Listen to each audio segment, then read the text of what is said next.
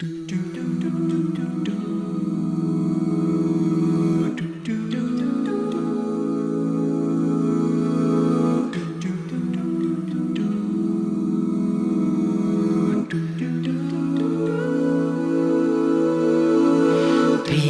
thou my vision, O Lord of my heart.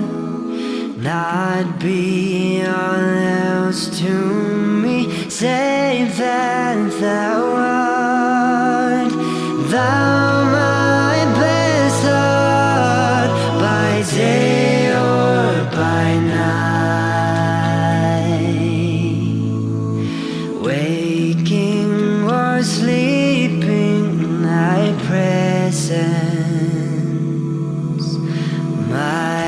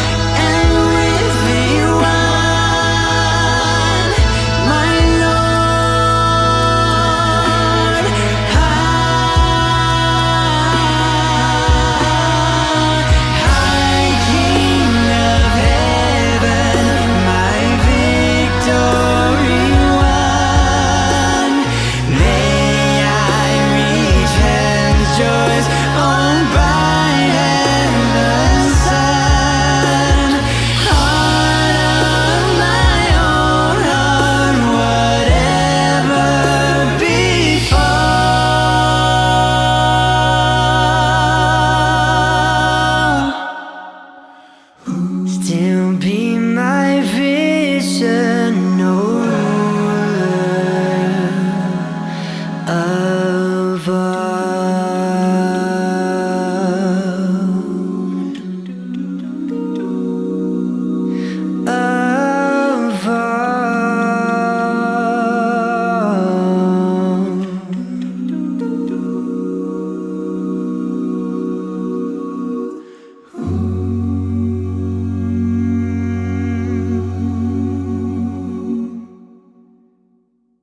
In the eye of the storm, you remain in control. In the middle of the war, you guard my soul. You alone are the anchor when my sails are torn. Your love surrounds me in the eye of the storm. When my hopes and dreams are far from me and I'm running out of faith, I see the future I picture slowly fade away. And when the tears of pain and heartache are pouring down my face, I find my peace in Jesus' name. In the eye of the storm, you remain in control. In the middle of the war, you guard my soul. You alone are the anchor when my sails are torn. Your love surrounds me in the eye of the storm. when they let me go, and I just don't know how I'm gonna make ends meet.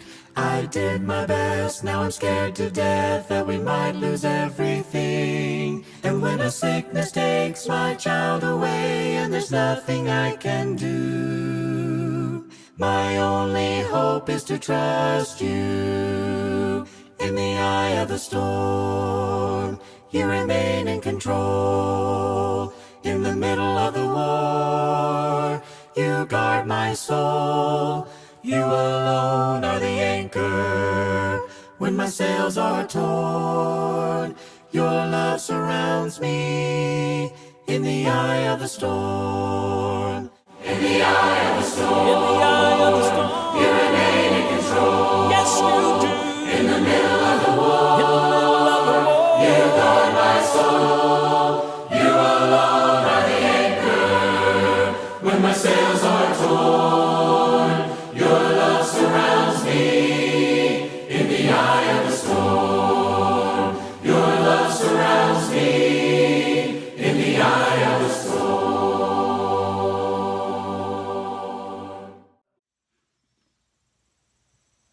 Well, welcome to, I guess you're on my porch. This is the last time I was on my porch, too. And just in front of the window, I get to see the green outside. And once again, we're virtual Riverside. I'd like to welcome you. And our summer is coming to a close. And I hope you've had an enjoyable summer. Even though it has been topsy-turvy. What's coming next? I want us to get right into the message today. Once again, I'm going to be challenged to keep it 15 minutes.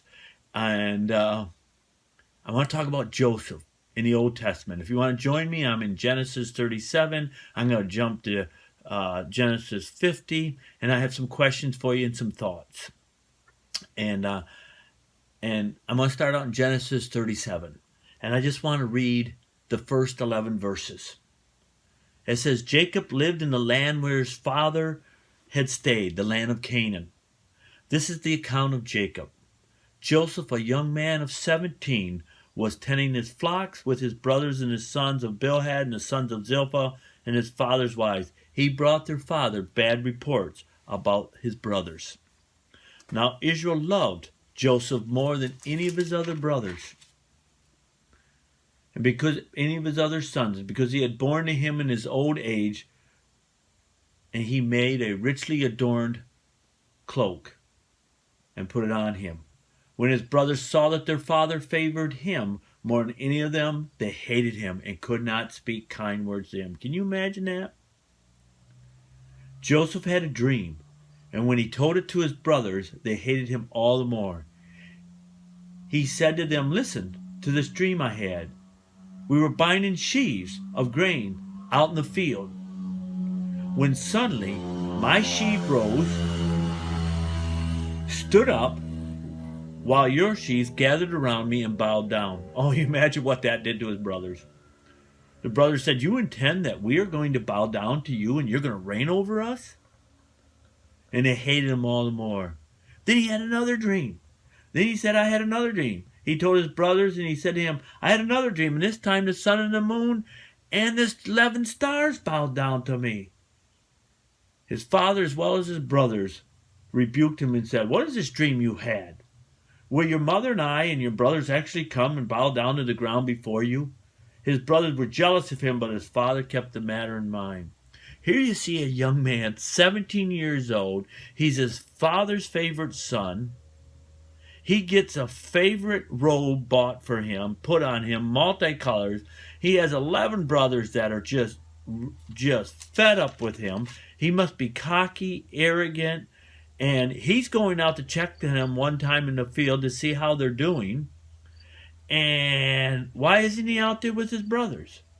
He has favorite status. And there was something about Joseph that was just cocky, arrogant, and I don't know if I would have told my brothers them dreams, because they were obvious what they meant. But he did, and it just created friction in the family. Let's go on a little further now. Let's go to chapter 50. Chapter 50 is the end. And I'm going to fill in some blanks a little bit here later, but chapter 50, verse 15. And when Joseph's brothers saw that their father was dead, they said, "What if Joseph holds a grudge against us and pays us back for all the wrongs?" Now Joseph is second in command in Egypt, helping the Pharaoh and the rest of the countrysides get through a famine. And the brothers have come to them to get food. And then he moved all his family, Joseph's family, to Egypt to live with him. Now his father is getting old and passes away. And now the brothers said, "Oh my, now what is Joseph going to do with us? What if Joseph holds a grudge against us and pays us back for all the wrongs we did to him?" So they sent word to Joseph saying, "Your father left these instructions before he died. This is what you are to say to Joseph. I ask you to forgive your brothers the sins and the wrongs they've committed in treating you so badly. Now please forgive the sins of the servants of God your father." And when their message came to him, Joseph wept. Something changed in Joseph's heart. Remember at the beginning of our story, Joseph would bring bad reports about his brother to their dad, and they hated that. And they hated him being the favorite son. Now he has compassion for his brothers. He loves his brother. He weeps over them that they don't realize he has forgiven them. It closes with, his brothers then came, threw themselves down before him. "We are your slaves." And they said, but Joseph said, "Don't be afraid. Am I in the place of God? You intended to harm me, but God intended it for good, to accomplish what is now being done, and the saving of many lives. So then don't be afraid. I will provide for you and your children." And he reassured them and spoke kindly to them. Wow, what a changed man. From 17 years old, he was about 40 here, and it's incredible. He could have held a grudge against his brothers. Let me fill in the blanks a little bit. His brothers hated him so much, they wanted to kill him. They saw him coming when they was coming out to visit him in the field watching the sheep, and they said, "Hey, let's kill him." And these are in chapter 39. And they said, "Let's kill him." And the others say, no, let's put him in a well here. One of the other brothers was going to come get him out. When he come to get him out, he was gone. What happened is some traders come along, and they pulled their brother out and sold him as a slave to the Ishmaelites. And he wound up in Egypt. And he wound up in Egypt, sold as a slave, and he became a slave to Potiphar in Pharaoh's household. He was a high-positioned person under Pharaoh.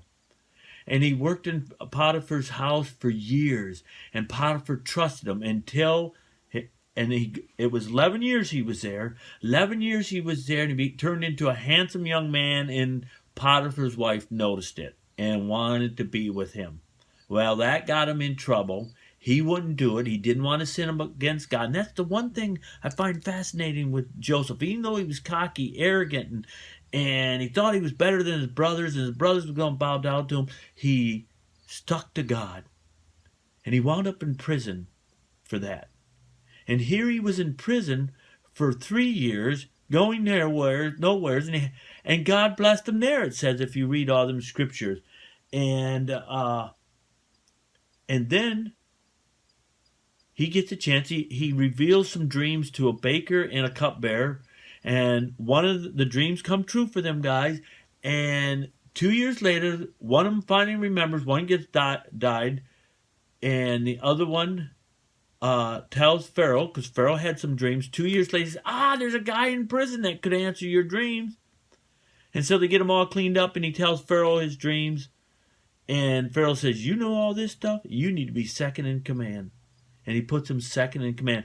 But Joseph had to go through some really, really rough times. We're talking quite a few years later, Joseph is in charge of Egypt. But he's learned a few things along the way. And that's what I wanted to talk about, is What made Joseph, the kind, loving, weeping heart at once for his brothers when he saw them, as opposed to the 17-year-old bragging about the dreams he saw and kind of rubbing it in with his coat of many colors and sporting he was the favorite son and tattling on his brothers? What changed him? Life changed him. He had a bunch of detours happen in his life. Detours and becoming a slave by your own brothers. I bet you he sat in prison for a little while and sat there and said, oh man, I shouldn't have taunted my brothers. I shouldn't have badmouthed them. I was mean to my brothers. I was unkind to my brothers. I kind of deserved what I got. I'm speculating, it doesn't say that. Detours. Detours for times for God to work on his heart all the more. And then things are looking good. He's a pretty good slave. And then all of a sudden, Potiphar's wife gets in the mix. And he has to stand up for what's right. Another detour in his life. And he gets put in prison. And he got treated pretty good in prison. They let him run to prison. Thought he was going to get out. Didn't get out.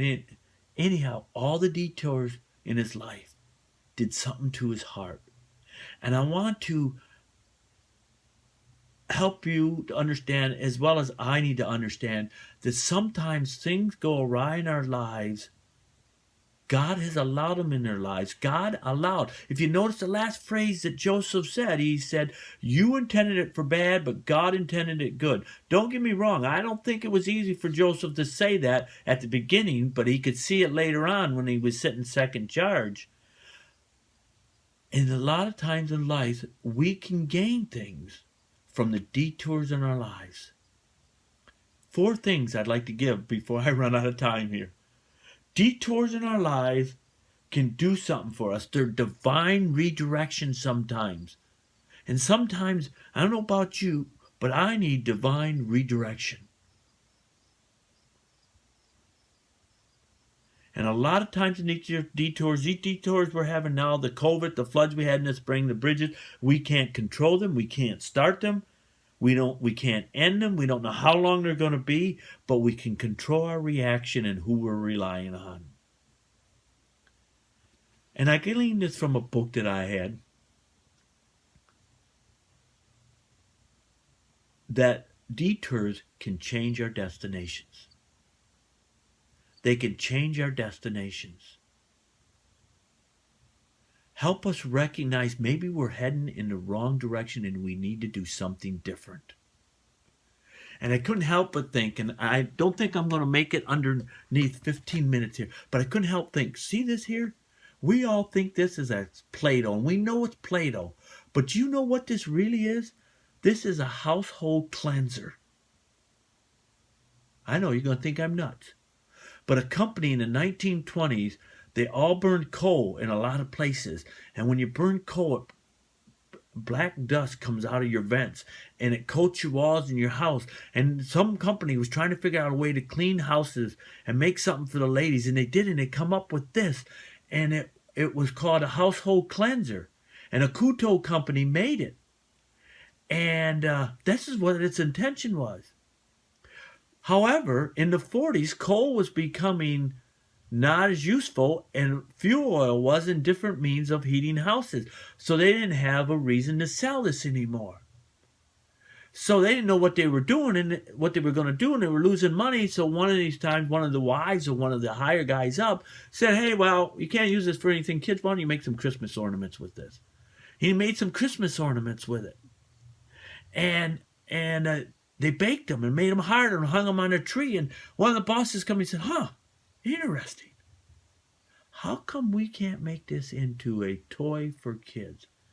Hence, Play-Doh became popular in the 1940s and 50s. I never knew that.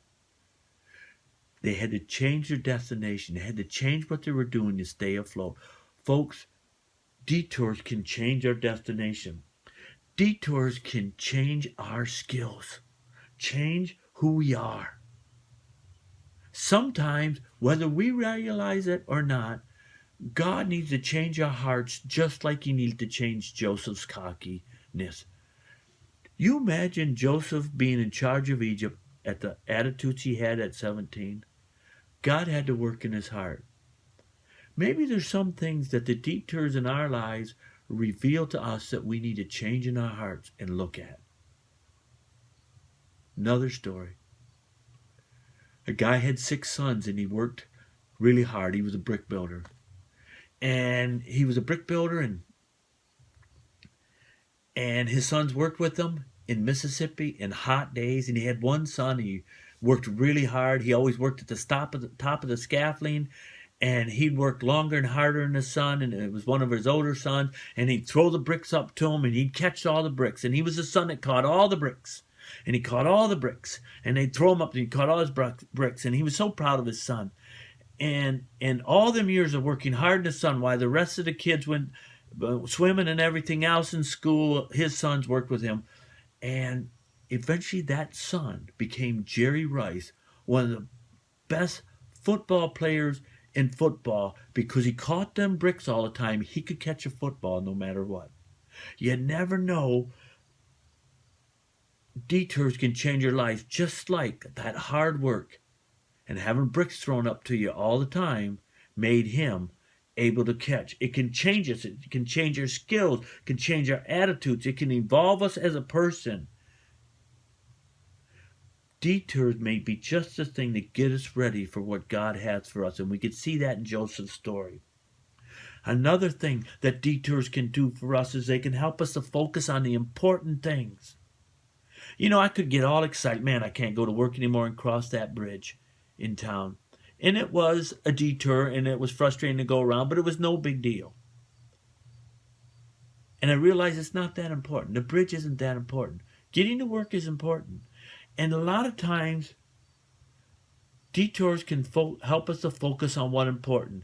Help us to focus and get down on business, get to business on what really matters. And get us to pray like we really mean it. I have a story to go with that, but I'm going to run out of time.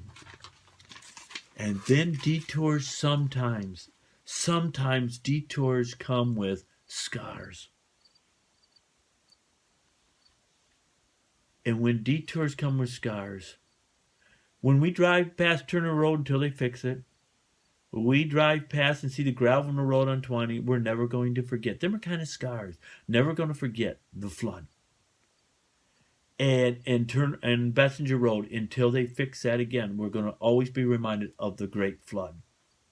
Detours have a way of leaving signs, scars, and they could be scars, physical scars, mental scars, spiritual scars, to help us remember, to help us relate.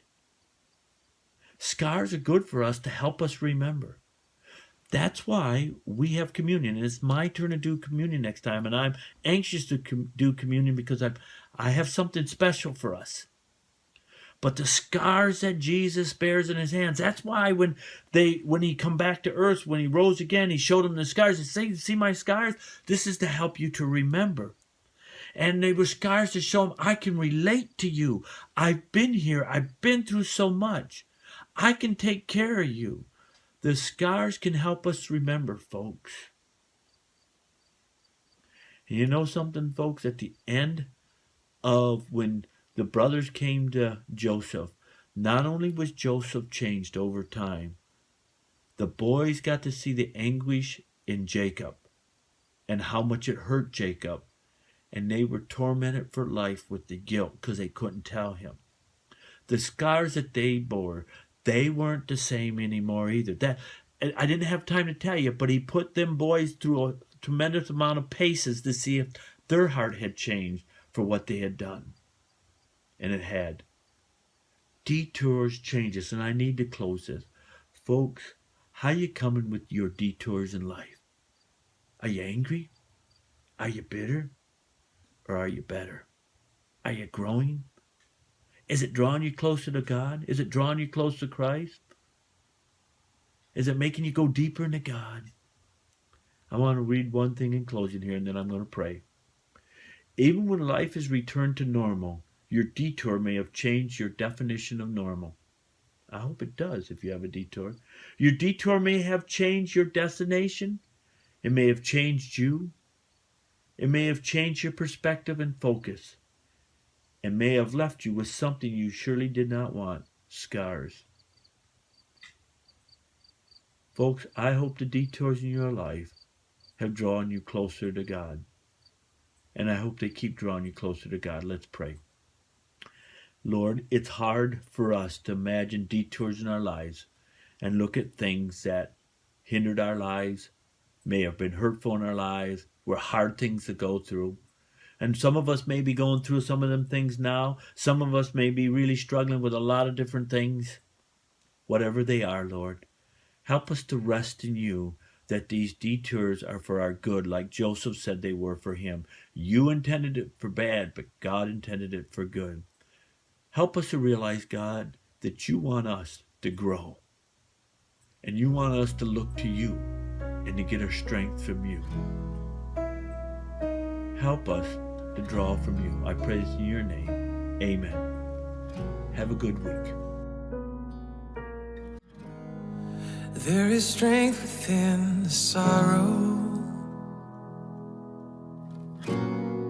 There is beauty in our tears.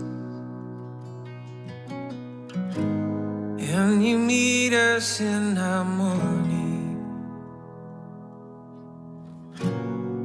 with a love that casts out fear.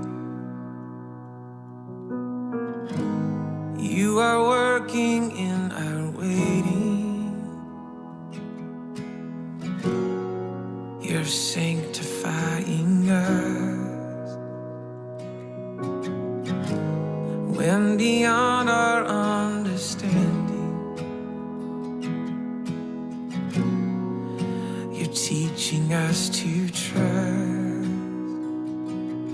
Your plans are still to prosper. You have not forgotten us. You're with us in the fire, in the flood.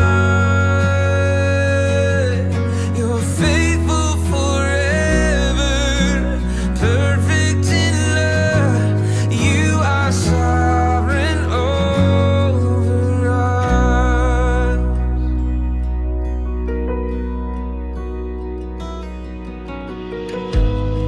And you are wisdom unimagined.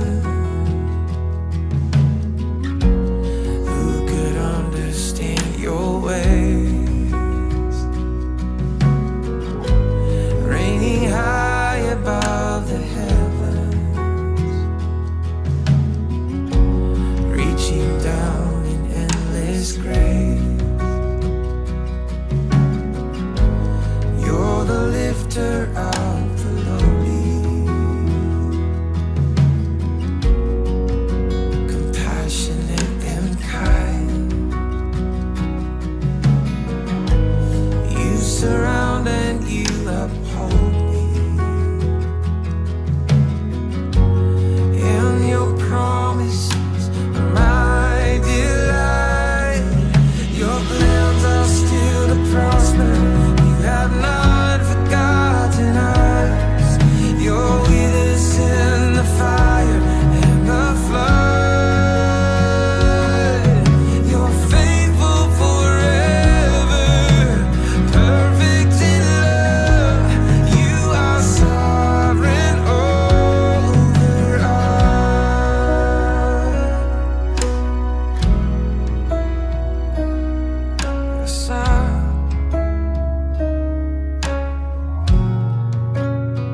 You're sovereign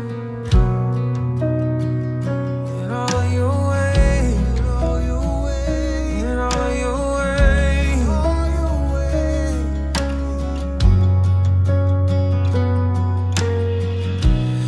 Even what the enemy means for evil, you turn it for our good.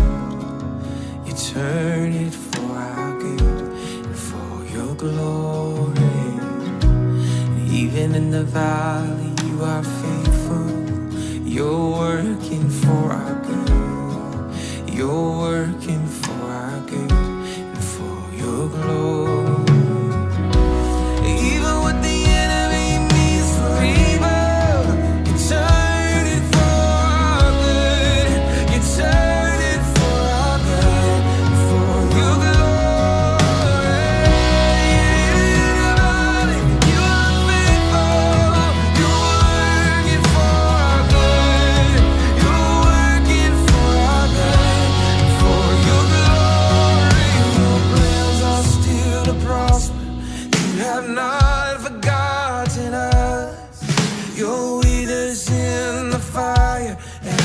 flood.